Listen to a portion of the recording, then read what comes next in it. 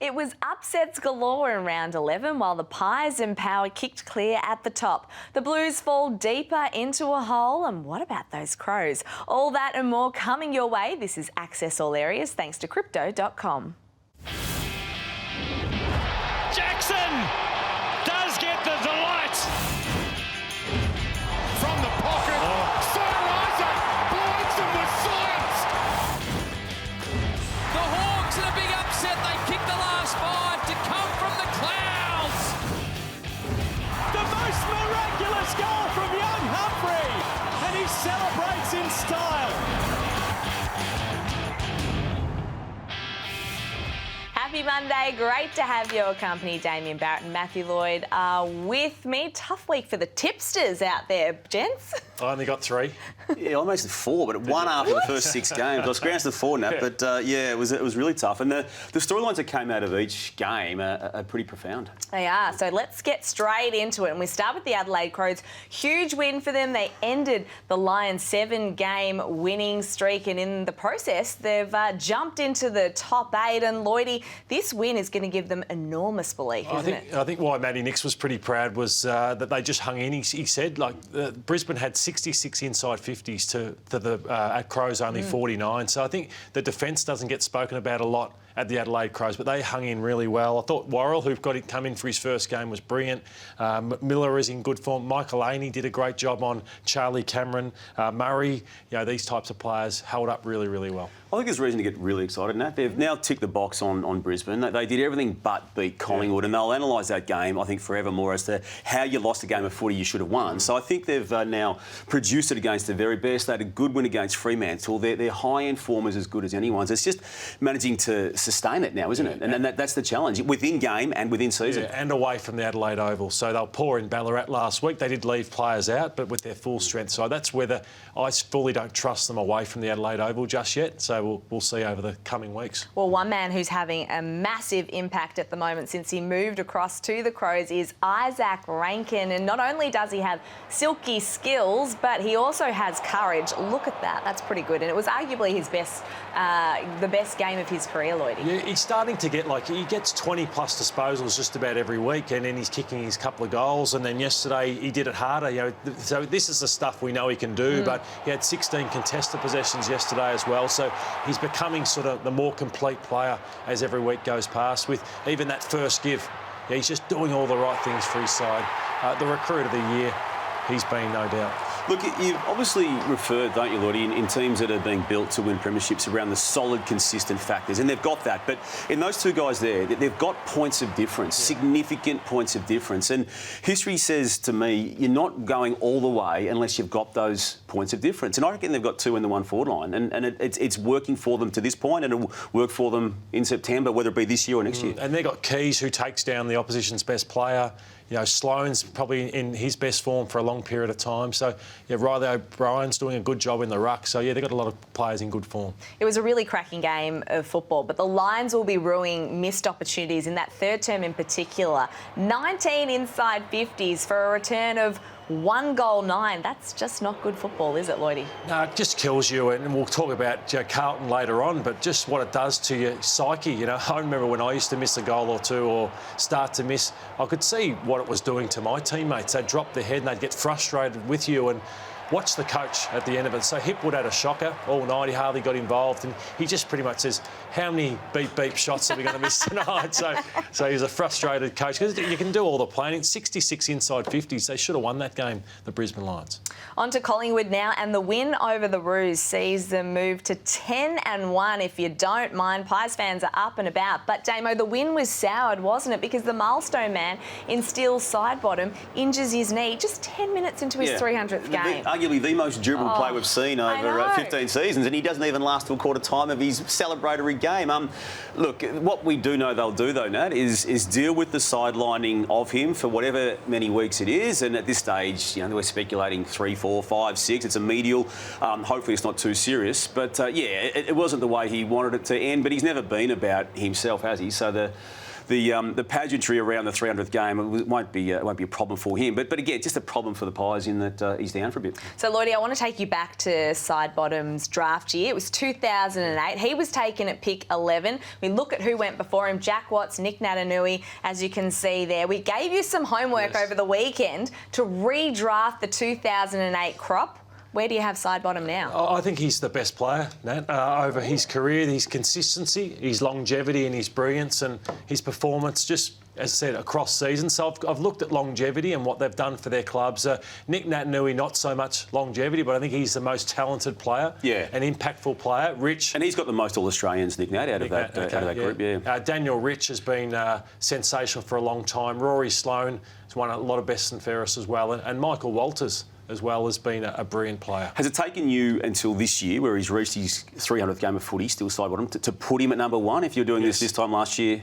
Yeah, I think you're right. Yeah. I think you're right. It has taken me to sort of reflect on his career over the past week or so. And inclusive, obviously. I think some people at Collingwood are now saying he's a top 10 in the history of their football club with what he's done for the Collingwood over so long.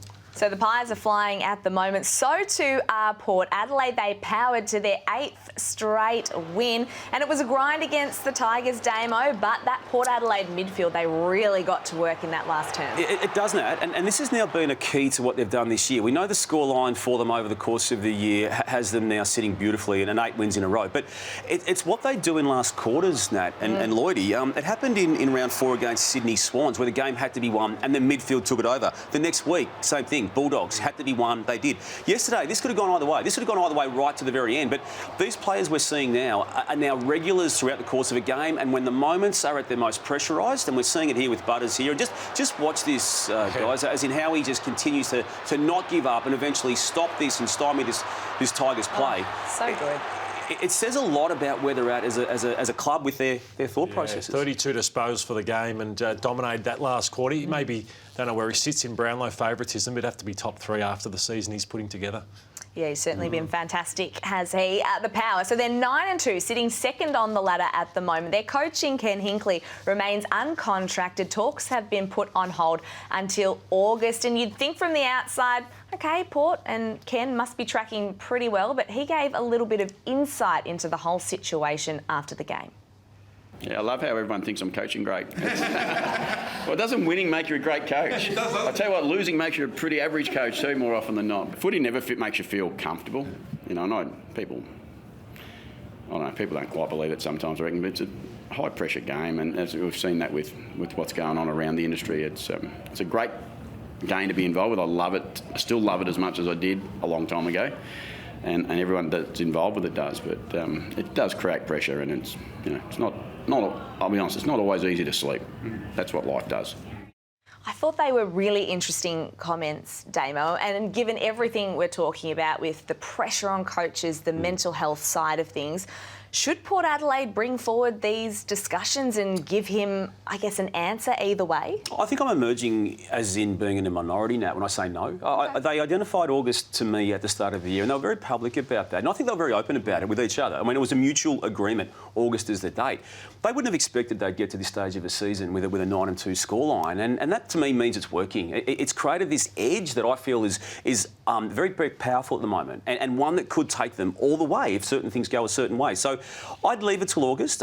Yes, do it then, because that's the time frame they've prescribed, and yes, sort out the future then, but not before. What do you think? You are always on edge as a coach and a player, because you just know, even if Kevin Sheedy always used to say, don't play 2 bad ones in a row. And for all of us players, we're always on edge because of what you've got to keep reaching. But I know what it feels like to be out of contract and unsure of what next year looks like. So he would be thinking, like, I'm going well, but in 4 months, I may not have a job.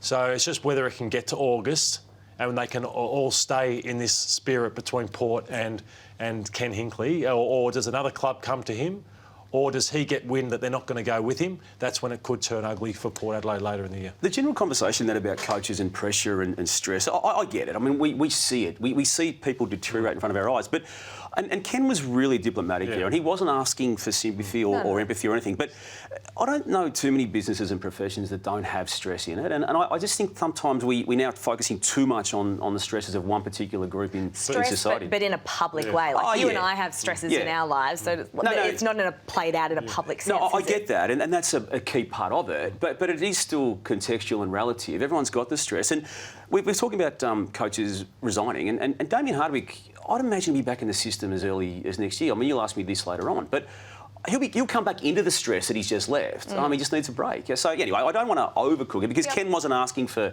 anything other than what was in front of him. But it has been a narrative now for a couple of weeks. Well, I like the honesty from Ken Hinkley, and you mentioned Damien Hardick. Well, he's no longer feeling the stress, and this was the coach's tweet at the weekend. He's in his kit ready to go, but he's got a beer on the couch. It's a nice change, Lloydie. It is. So it's probably the first, as I said, for 15 years or even longer. So he's been a player, an assistant coach, and a coach. It's the first time he's probably sat back on a couch and watched a game in probably 25 years. Lloydie, it was 10:07 a.m. when he posted that. It's never too early. It's 5 o'clock somewhere.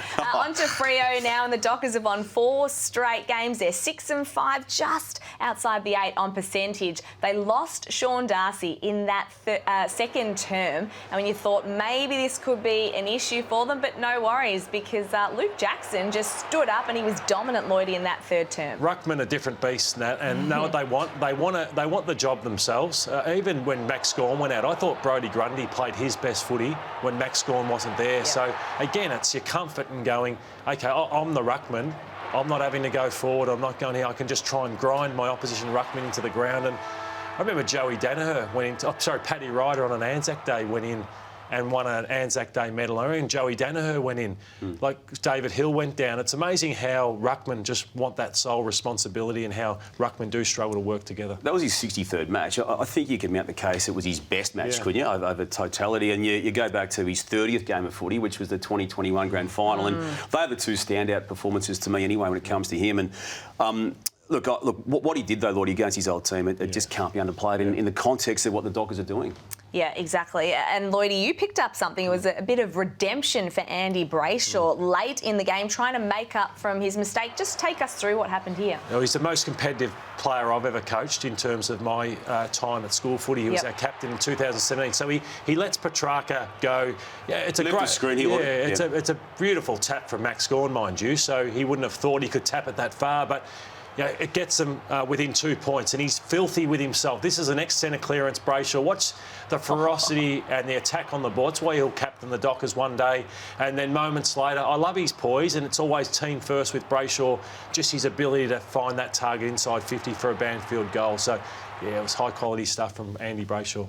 Indeed. Time to give the Gold Coast Suns a little love now. And they were challenged late by the Bulldogs, but they steeled themselves. They got their 5th win of the season. And in particular, Damo, for Coach Stuart Dew, it was a massive week, wasn't it? Because there was speculation and talk about his job, given what happened with Damien Hardick leaving the Tigers. So this would have been a fairly sweet victory. I think it's right what you say now. We should give them some love. I've been as hard as anyone on them, and I don't back away from that because I don't see them winning games like they did on the weekend too often. Now, let's see what they do, as you say, against the Crows next week. But in isolation, it was a big week, and the defiance with which the Stewie Dew spoke, Lloydie, during the course of the week about the retirement of Damien Hardick and what it meant with him. It's going to be a spectre on a lot of coaches under pressure, but for the first time I saw him really put his chest out, figuratively, and present to the world someone who wants this job and is convinced he's the man for it. Yeah, their form's been good. I think they were really poor a couple of weeks ago against Brisbane. They didn't finish very well, but aside from that, they've been thereabouts in every game, and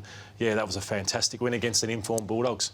Saturday was not a good day for the Saints and their supporters. They suffered a shock loss to the Hawks, and this moment caught our eyes. Jack Higgins badly dislocated his finger, but Lloydie, he insists on taking this kick. Should he have handed it off to a teammate? Look at him there. Yeah, I think he should. I think he should in this situation. Because you can see he probably wants the trainer then and there, but there's no time for that. So you can see he can't hold the football properly, and as a result, he kicks it out on the full. But you just wonder if it was another player, just charges off and says, no, I reckon another player's more of a chance of getting that 6 points for us. So I'll be interested to see what Ross Lyon has to say at his press conference or media conference during the week. Geez, I hope that finger's okay. It looked disgusting. Now, not sure if either of you noticed, but there was perhaps a little bit of flopping going on across the weekend. We've highlighted a couple here. I'm sure there were a couple more, but Max King involved in 2, and then Cody Waitman, which we'll see in a moment. Damo, do we need to crack down on this? Does the AFL need to do something, or is this just smart play from the players? Look, it's probably the latter, Nat. It's not great to look at, and I can't imagine Max King this morning, if he is asked to look back at that within his club and amongst his teammates, is going to be too proud. Maybe the second one's sort of more validated than the first one, but equally, Lloydie, I mean, you know both these gentlemen really, really well. I mean, again, I can't imagine Cody Waitman today being too proud of that. Now, again, he got the free kick, and in terms of penalising it, Nat, the umpire felt that both these incidents were worthy of either a free kick or a 50-metre being paid in Max King's case. So Tex Walker tries it on here, goes down in a way that he wouldn't go down if he didn't have the footy, I wouldn't have thought. But at least the umpire on this occasion didn't respond. It's a hard one for the umpire. I get all that, but, yeah, it's not ideal. Yeah, and I've been there before, and the scrutiny that comes with it you don't like personally. So they're all proud guys that would go, yeah, I'll keep my feet. So they'll learn from that. You made a conscious decision, didn't you, at one stage? I did, yeah, because as I said, you don't want to be known for that, and yeah, it's something that can be a bad habit that creeps into your game. You don't want to do it, but you just naturally do it. But the scrutiny and the attention that comes on you, you don't like it, so you look to make changes from there. Talking about scrutiny and attention, we should talk about the Blues, and Talkback Radio and social media basically melted down after their loss to the Swans on Friday night.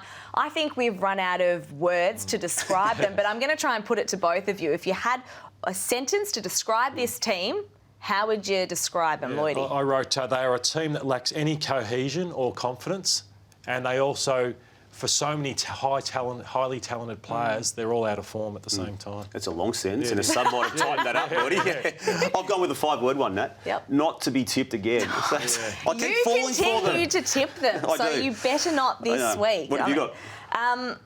Lacking confidence. They're just bereft of all confidence, are they? And it's hard to watch. It's like watching a car crash unfold a little bit. It's cringeworthy at times. We've talked at length about their poor skills, but against the Swans, these kicking efficiency stats that we'll look at now, they really spell it out for us, Lloydie. They do. George Hewitt obviously got subbed out. He only had a couple of kicks in the game but didn't hit a target with his. Harry, we know his problems. Pitnet, I'd be handballing as a big ruckman there. And then the small forwards just don't do enough. You know, the ball comes to ground a lot because of the way Carlton bombed the ball in, but they haven't been effective enough. And then Charlie has had a good season. He may well be winning the Carlton Best and Fairest, but he blazes away too much when he's up the field. So, yeah, that hurt them, their efficiency on the weekend. Now, don't forget to put your tips in for the AFL's official tipping competition brought to you by Crypto.com. I want some early bold tips ahead of round 12. Blues or D's, Damo, Friday night? Well, given I just said what I said, Nat, D's. Yeah, they're not travelling that well, but I'll go Melbourne as well. No one is tipping the Blues. Dogs or Cats Saturday night at Marvel, Lloydie? Dogs. Yeah, dogs for me too. Yeah, I'm 50-50 on that one. The Cats, just quickly, 5 and 6. They've fallen out of the 8. 3 on the trot now that they've lost. Are we writing them off? Well, the second time they've lost 3 in a row this season, weirdly enough. 3 to start the season, 5 wins after that, 3 again. No, I'm not writing them off, but it is now dicey that they even make the 8. I'm convinced if they make the 8, they can still do some serious damage. But that becomes a dilemma right now. Yeah, I don't think they'll win it, Nat. It's always dangerous with how many good players they've got out, but I think they're too far. It's too hard now. Even De Koning and these types aren't in the form they were in last year. Yep. It's time now for quick gives, and Lloydie, I start with you. Game 200 for Giants champ Toby Green. Give me your top 3 GWS players of all time. I'll go 1, Toby Green. 2, Jeremy Cameron. And 3, Callan Ward, for how good he's been for the club. Damo, will Damien Hardick be coaching at an AFL club next year? Yes, don't know where, Lloydie, but the question was, will he be? And yes, Nat, will West Coast, or who will West Coast take at pick 1 in Wednesday's mid-season draft? A couple of players in the mix. Gippsland power forward Ryan Marrick is one of those. And if they want to go local, there's a kid in Claremont, Jack Buller. They might look at him. Lloydie, who is the best player to come from the mid-season draft since it was brought back? I've loved Johnny Noble's football at Collingwood. John Newcomb's been good, Ash Johnson, Marlon Pickett, but I'll go Johnny Noble. To you, Nat, the AFL Rising Star Award. It's a tight field. Who wins it? Oh, this is so hard. Ashcroft has been so consistent, so probably him, but love Mitch Owens, and I'm watch on Bailey Humphrey after his last 2 games. Early form, he's in there, but I reckon he's tapered off a little bit, so not for mine. Damo, do you still think the Hawks are tanking? I'll answer that, Nat, but am I talking to the expert host and analytical mind, Nat, or the Hawthorn badge-wearing jumper, duffel coat? Do I have a beanie on right you now? have to concede on this one. Yeah. Lottie, you sat next to me on Wednesday night's Footy Classified when I said that the form of tanking to which I referred to was the trade period of last year, when they traded out Tom Mitchell as a Brownlow medalist, who is now, if you've noticed, he's been good, playing really, really well for a team that's top of ladder. But he wasn't doing his job at Hawthorn. He was taking time away. It was never about the 22 that run out every week, Lottie. And you sat next to me and debated it with me at the time. Yeah, but in terms of tanking, do you think that was too strong? Absolutely. I mean, they got rid of Jager O'Meara. Too strong from you. I said it was a form of tanking. Are they still tanking? Do you think O'Meara and Mitchell, like with what Hawthorn have done, in hindsight, it was a smart decision, though, with what they've done? Oh, absolutely. But that's a separate conversation. Yeah. They set themselves how many up. more wins would Hawthorn have? The definition of tanking doesn't exist in AFL world. And again, I said that in the context and the nuance of the conversation at the time. The AFL chose to fine Melbourne for not tanking, even though they had an investigation into tanking. So setting yourself up before a season starts to not win as many games as you can, I would argue it's a form of tanking. How many more wins would they have? I'd argue they have 2 or 3.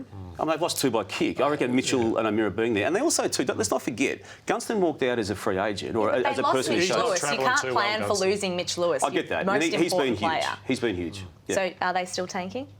They set up to not win as many games as they could have at the start of the year, Nat. We're never going to agree. We've got to move on. And don't forget, the AFL mid-season rookie draft is on Wednesday night, and the only place you can watch it is right here on afl.com.au and the AFL app. Join myself, Cal Toomey, Riley Beveridge and Sarah Ollie for our live and exclusive coverage. Time now for our crypto bold play, though. And what about this daring run from Nick Blakey against the Blues? He certainly set the SCG alight at times, Lloydie, with this run. He was stiff. Yeah, Chad Warner got the Best on Ground award, but I thought this man was the best man on the ground the other night. Like, he marked everything.